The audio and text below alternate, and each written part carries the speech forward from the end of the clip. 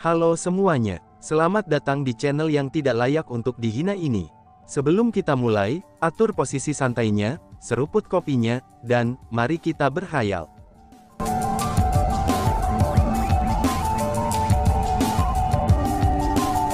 Melanjutkan cerita sebelumnya. Teman kecil, selagi kamu bisa makan apapun yang kamu mau, kamu tidak bisa mengatakan apapun yang kamu mau. Kepala klan Nangong, Nangong Beidou, berkata dengan suara dingin. Dia sudah secara paksa menekan masalah ini, itu agar tidak menyebar.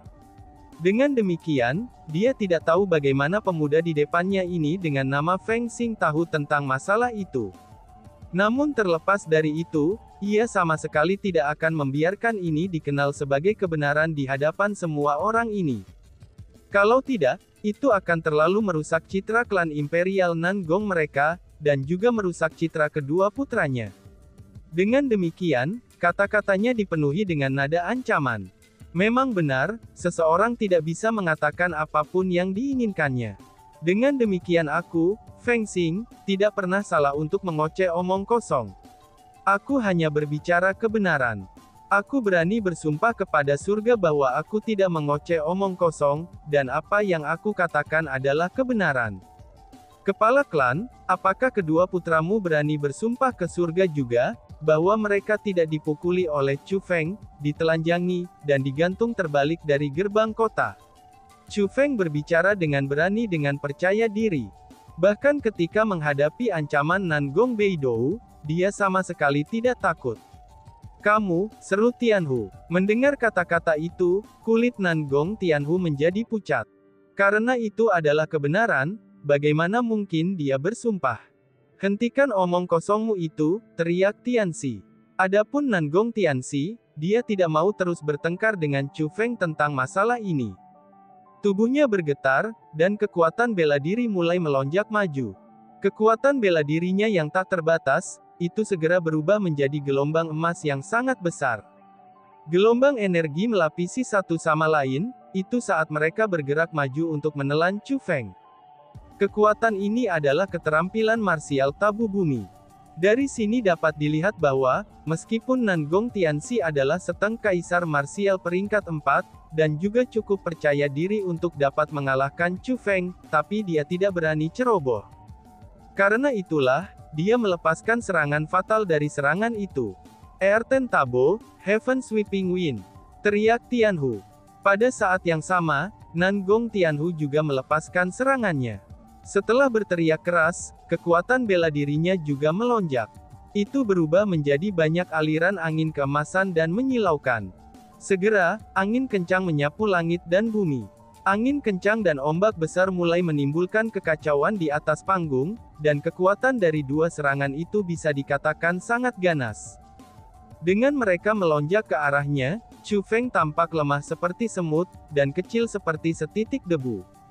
Tidak peduli bagaimana orang melihatnya, dia tampaknya tidak mampu menahan serangan semacam ini. Hehehe, tepat ketika serangan akan mencapai Chu Feng, dia hanya tertawa ringan. Kemudian dengan pikirannya, pakaiannya mulai berkibar, dan auranya tiba-tiba meningkat. Pada saat ini, kultivasinya telah naik dari peringkat 3 Half Martial Emperor, itu menjadi peringkat 4 Half Martial Emperor. Itu karena, Chu Feng telah melepaskan armor gunturnya. Itulah caranya dia telah meningkatkan kultivasinya pada tingkat tertentu. Namun meski begitu, tidak ada guntur armor yang terlihat padanya.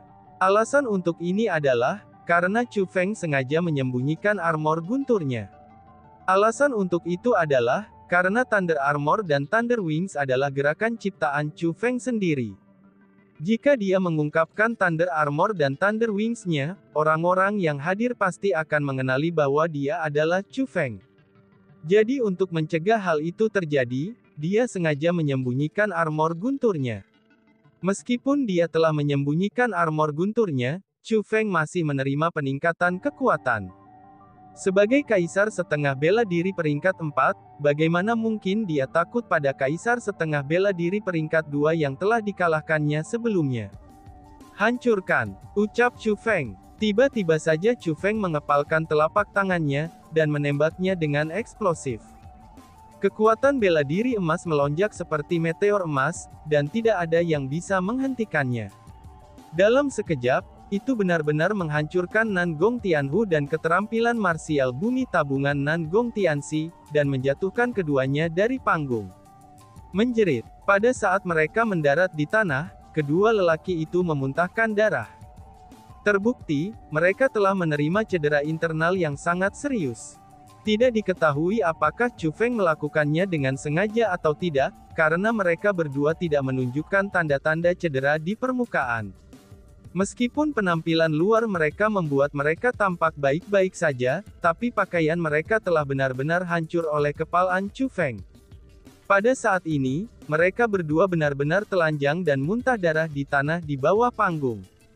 Bajingan. Pada saat ini, orang-orang dari klan Kekaisaran Nan Gong buru-buru terbang turun, itu untuk menutupi tubuh telanjang Nan Gong Tianhu dan Nan Gong Tianxi. Mereka semua mengertakkan gigi dalam kemarahan, dan menatap Chu Feng dengan tatapan membunuh. Jika bukan karena faktanya bahwa ada banyak orang di sini, mereka pasti akan memotong-motong Chu Feng menjadi 10.000 keping. Alasan untuk itu adalah, karena tindakan Chu Feng hanya ditujukan pada klan Imperial Nan Gong mereka. Dia sengaja mempermalukan klan Imperial Nan Gong mereka. Provokasi terbuka Chu Feng ini adalah sesuatu yang tidak bisa mereka toleransi. Pada saat ini, satu-satunya orang yang relatif tenang sebenarnya adalah kepala klan Kekaisaran Nan Gong Beidou. Itu karena, Nan Gong Beidou adalah kepala klan Kekaisaran Nan Gong mereka. Dalam hal emosi, dia tentu saja akan menjadi orang yang paling marah. Pria muda ini dengan nama Feng Xing di depannya ini, dia sudah mempermalukan putrinya, dan kemudian mempermalukan kedua putranya. Itu sudah jelas, dia datang untuk menyerang klan Imperial Nan Gong mereka. Sementara dia tidak tahu mengapa pemuda di depannya ini akan melakukan hal seperti itu, mengapa dia akan menempatkan dirinya melawan klan Kekaisaran Nan Gong mereka sepanjang waktu. Dia sudah menempatkan pemuda yang bernama Feng Xing ini, itu ke daftar nama-nama orang yang dia harus dibunuh. Meskipun dia sudah membuat keputusan untuk membunuh pemuda ini, tapi penampilan Nan Gong Beidou ini terlihat sangat tenang. Bahkan dia tidak mengungkapkan jejak kemarahan sama sekali. Sebenarnya siapa murid yang bernama Feng Xing ini? Jika dia tidak memiliki guru yang hebat, bagaimana mungkin dia bisa menjadi sekuat ini? Itu benar. Bahkan jika dia menyembunyikan kultivasinya, mereka semua masih peringkat 4,5 kaisar bela diri. Seharusnya tidak mungkin baginya untuk mengalahkan Nan Gong Tianxi dan Nan Gong Tianhu, yang memiliki kultivasi yang sama dengannya dengan hanya satu serangan saja. Selain itu, mereka menggunakan keterampilan martial air Tentabo, sedangkan dia hanya menggunakan pukulan biasa. Kekuatan pertarungan anak itu sudah sangat dekat, dengan kemampuan untuk melampaui 4 tingkat kultivasi. Ini terlalu menakutkan. Aku pikir nama anak itu mungkin palsu. Mungkin saja dia adalah anggota tingkat iblis lain dari generasi muda yang telah muncul. Seperti yang diharapkan dari era di mana Overlord akan lahir. Generasi muda sekarang semuanya memang luar biasa, seru kerumunan dengan kegemparan. Pada saat ini, orang banyak segera menyadari bahwa pemuda dengan nama Feng Xing ini, sebenarnya juga memiliki peringkat 4 kultivasi setengah martial kaisar. Dia telah menyembunyikan kultivasinya. Selain itu, kekuatan bertarungnya juga sangat kuat. Tidak mengherankan bahwa ketiga murid immortal semuanya dikalahkan olehnya. Pria muda ini telah menyembunyikan dirinya dengan sangat baik, dan dia lebih kuat dari yang mereka duga. Mereka yakin bahwa dia adalah seseorang dengan asal-usul yang hebat. Satu demi satu, kerumunan mulai memiliki rasa hormat yang sama sekali baru untuk Chu Feng. Klan Nan Gong Imperial tidak dapat menahan serangan tunggal. Master Kota Moon Cloud City, bolehkah aku mundur sekarang? Tanya Chu Feng. Chu Feng mengungkapkan ekspresi yang sangat acuh tak acuh pada diskusi di sekitarnya. Dengan senyum berseri-seri, dia melihat ke arah Master Kota Moon Cloud. Itu sudah jelas, Master Kota Moon Cloud City tidak berharap bahwa Chu Feng telah menyembunyikan kultivasinya. Pada saat ini, dia masih terkejut. Hanya setelah mendengar apa yang dikatakan Chu Feng bahwa dia segera mengumumkan. Pertandingan ini adalah kemenangan Feng Xing. Nangong Tianhu dan Nangong Tianxi tersingkir, ucapnya. Segera setelah itu, Master Kota Moon Cloud City melanjutkan. Pertandingan berikutnya, Dongfang Zexuan melawan Nangong Ya.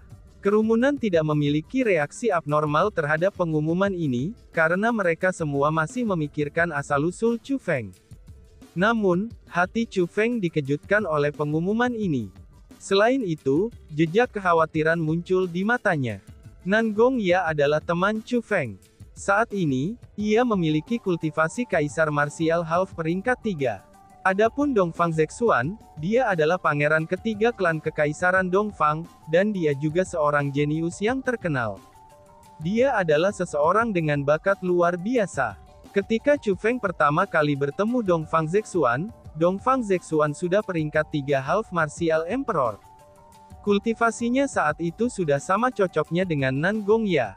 Namun sekarang, Dongfang Zexuan berada di peringkat 4 kaisar setengah bela diri, dan dia berada satu tingkat di atas kultivasi Nangong Ya. Bagi Nangong Ya untuk bertarung melawan Dongfang Zexuan, semuanya merujuk kepada bencana. Jika kamu tidak dikalahkan dalam 3 serangan dari aku, itu akan menjadi kemenangan kamu, ucap Dongfang Zexuan.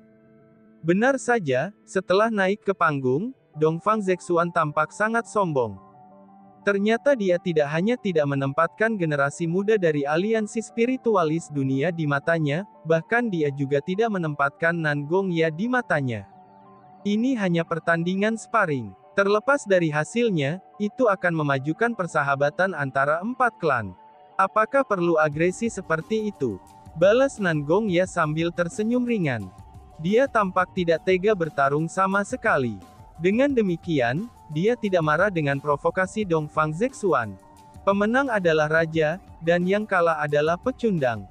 Ini telah menjadi aturan dunia sejak zaman kuno. Meskipun kata-kata dan tindakanmu mungkin kelihatannya merupakan perilaku yang baik, tapi sebenarnya itu hanya sikap seseorang yang tidak berani bertarung. Kamu hanya mencari alasan untuk kegagalan kamu saja. Balas Dongfang Zexuan sambil tertawa dingin. Karena baginya, apa yang dikatakan Nangong Ya ini sangatlah lucu. Ini hanya membuatnya semakin memandang rendah Nangong Ya. Dan, wush, menghadapi Dongfang Zexuan yang bertindak seperti ini, Nangong Ya tidak repot dengan kata-kata yang berlebihan. Dia membalik telapak tangannya, dan mengeluarkan salinan persenjataan kekaisarannya yang tidak lengkap. Saat cahaya dingin berkedip, langkah kakinya mulai berubah. Segera, kecepatannya langsung meningkat. Seperti anak panah yang ditembakkan dari haluan, dia maju ke depan dengan eksplosif. Sementara dia sudah melesat secepat kilat, tapi gerakannya cukup gesit, dan juga terus berubah. Dia pertama kali tiba di belakang Dongfang Zexuan. Kemudian, dia dengan cerdik bergeser untuk menyerang Dongfang Zexuan dari arah lain. Gerakannya tegas dan alami, dan menunjukkan kekuatan yang dia miliki dengan baik. Tapi sayangnya, ada perbedaan dari seluruh tingkat kultivasi antara mereka berdua. Selain itu, mereka berdua memiliki kekuatan tempur yang mampu melampaui 3 tingkat kultivasi. Kesenjangan yang sangat besar ini yang tidak bisa ditebus, itu membuat Dongfang Zexuan unggul mutlak atas Nangong Ya. Pada saat serangan Nangong Ya akan tiba, tubuh Dongfang Zexuan tiba-tiba bergeser. Tidak hanya dia menghindari serangan Nangong Ya, tapi dia juga melepaskan serangan pada saat yang sama. Bang! Telapak tangannya langsung menabrak tubuh Nangong Ya. Begitu telapak tangan menghantam tubuhnya, Nangong Ya segera menderita kekalahan telak. Tidak hanya dia kehilangan pemahaman tentang persenjataan kekaisarannya yang tidak lengkap, tapi dia sendiri juga terlempar ke kerumunan. Tapi untungnya, dia ditangkap oleh orang-orang dari kerumunan. Jika tidak, dorongan dari knockback itu pasti akan menyebabkan dia menjadi lebih terluka. Namun bahkan dengan kasus ini saja, Nangong Ya masih muntah darah tanpa henti. Darahnya mewarnai kerahnya, dan auranya menjadi sangat lemah. Serangan telapak tangan Dongfang Zexuan bisa dikatakan sangat kejam, dan itu hampir merenggut nyawa Nangong Ya. Dalam pertandingan sparring ini, seseorang seharusnya tidak menggunakan serangan kejam seperti itu. Namun untuk Dongfang Zexuan, dia tidak hanya menggunakan serangan kejam pada Nan Gongya, ia bahkan berkata dengan jijik. Kamu benar-benar bahkan tidak bisa menahan serangan tunggal dariku. Kamu benar-benar lemah. Dengan kekuatan kamu, lebih baik kamu tidak datang dan membuat penghinaan dari diri kamu lain kali. Hahaha. Setelah serangkaian ejekan dilontarkan, Dongfang Zexuan tertawa terbahak-bahak. Tawa sombong Dongfang Zexuan mulai bergema di sekitarnya. Ini menyebabkan orang-orang dari klan Kekaisaran Nangong mengerutkan keningnya dalam-dalam, dan kulit mereka menjadi biru. Nangong ya, pesaing terakhir Nangong Imperial klan mereka, itu telah dikalahkan seperti ini. Lebih jauh lagi, dia tidak hanya dikalahkan, tapi dia dikalahkan dengan menyedihkan, dan kemudian diejek hingga sedemikian rupa. Ini menyebabkan orang-orang dari klan Kekaisaran Nangong tidak dapat mengangkat kepala mereka. Jika mereka tahu bahwa perdebatan antara generasi muda ini akan berakhir hingga sedemikian rupa bagi mereka, bahkan jika mereka dipukuli sampai mati, mereka bahkan tidak akan datang untuk berpartisipasi. Bagaimana mungkin ini bisa dikatakan berpartisipasi dalam perdebatan antara anggota generasi muda? Ini hanya bisa dikatakan secara publik mempermalukan diri mereka sendiri. Pertandingan ini adalah kemenangan Dongfang Zexuan. Nangong ya tersingkir. Pertandingan berikutnya, penantang Feng Xing akan memilih tantangannya. Master Kota Moon Cloud berkata. Setelah Master Kota Moon Cloud mengatakan kata-kata itu, Dongfang Zexuan berencana untuk pergi. Namun tepat pada saat ini, Chu Feng tiba-tiba melompat dan kemudian mendarat ke atas panggung dengan ledakan kecil seperti meteor. Dia mendarat di depan Dongfang Zexuan dan menghalangi jalannya. Tidak perlu bagimu untuk pergi, kata Chu Feng kepada Dongfang Zexuan. Aku, tidak ada keluhan atau dendam di antara kami.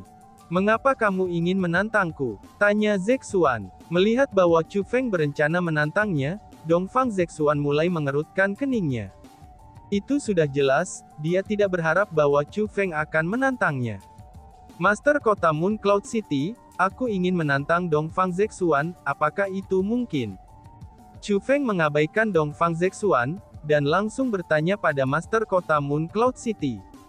Tentu saja bisa, jawab Master Kota Moon Cloud dan mengangguk.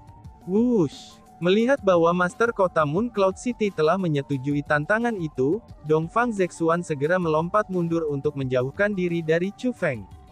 Kemudian, dia segera berkata, Feng Xing, kamu ingin menantangku. Itu baik-baik saja. Namun sayangnya, terlalu banyak orang yang saling bersaing menggunakan kekuatan bela diri pada tahap ini. Ini benar-benar membosankan. Aku melihat bahwa teknik spiritualmu cukup baik. Bagaimana dengan ini? Kami berdua akan mengubah cara bersaing kami. Mari kita bersaing dalam teknik spiritual, dan bukan kekuatan bela diri. Bagaimana menurutmu tentang itu? Tanya Zexuan. Begitu Dongfang Zexuan mengatakan kata-kata itu, kerumunan segera mulai mendiskusikan masalah ini dengan liar. Meskipun kerumunan semua ingin menonton pertandingan kekuatan spiritual, tapi mereka semua sebenarnya tahu, bahwa Dongfang Zexuan takut pada Chu Feng. Dia tidak berani bersaing dengan Chu Feng menggunakan kekuatan bela diri. Itulah alasan sebenarnya mengapa dia meminta untuk bersaing dengan teknik spiritual. Karena bagaimanapun, Chu Feng sudah mengungkapkan kekuatan absolutnya, itu ketika dia telah mengalahkan Nangong Tianxi dan Nangong Tianhu sebelumnya. Kekuatannya sangat kuat, dan dia bisa dikatakan sebagai puncak keberadaan di antara generasi muda. Jangankan Dongfang Zexuan, bahkan banyak orang lain yang hadir juga takut pada Chu Feng. Tampaknya mereka takut bahwa Chu Feng tidak akan menerima kondisi itu. Lalu setelah itu, Dongfang Zexuan melanjutkan. Feng Xing, sementara aku sedang berfokus pada menumbuhkan kekuatan bela diri aku, tapi aku sebenarnya juga sangat mahir dengan teknik spiritual. Meskipun aku tidak diajarkan oleh seorang guru besar, tapi aku sebenarnya dianggap jenius dalam teknik spiritual. Lebih jauh lagi, aku terutama fokus pada teknik pembantaian dari teknik spiritual. Jadi, bahkan jika teknik spiritualmu sangat kuat, aku juga akan memberitahumu hal ini. Kamu tidak akan selalu bisa menang melawan aku dalam pertarungan teknik spiritual, tambahnya. Dengan pikirannya, energi spiritual yang bersinar keemasan dan menyilaukan, itu langsung merembes keluar dari tubuhnya. Segera, mereka berubah menjadi banyak naga emas. Naga emas itu sangat jelas dan hidup. Saat naga itu berputar di sekitar Dongfang Zexuan, mereka mulai mengeluarkan raungan yang mengintimidasi. Kekuatan naga-naga itu juga sangat kuat. Banyak mata orang mulai bersinar setelah melihat adegan ini. Alasan untuk itu adalah, karena ada pola berurat seperti ular yang bergerak di dalam naga emas itu. Snake Mark Royal Cloak Spiritualis Dunia. Pangeran ketiga klan Dongfang Imperial ini, dia sebenarnya adalah spiritualis dunia jubah tanda ular. Seru kerumunan. Kerumunan itu sangat terkejut. Lagi pula, sangat sedikit orang dari generasi muda yang mampu menjadi spiritualis dunia jubah kerajaan. Adapun mereka yang mampu menjadi spiritualis dunia jubah tanda ular, mereka bahkan lebih sedikit jumlahnya. Secara logis, jumlah generasi muda di Tanah Suci Martialism yang mampu mencapai prestasi seperti itu, ini bisa dapat dihitung di satu sisi. Namun meski begitu, ini tidak biarkan ada oleh siapapun dari 4 klan di antara anggota generasi muda itu. Setelah semua, 4 klan kekaisaran besar menempatkan yang paling penting pada kultivasi bela diri.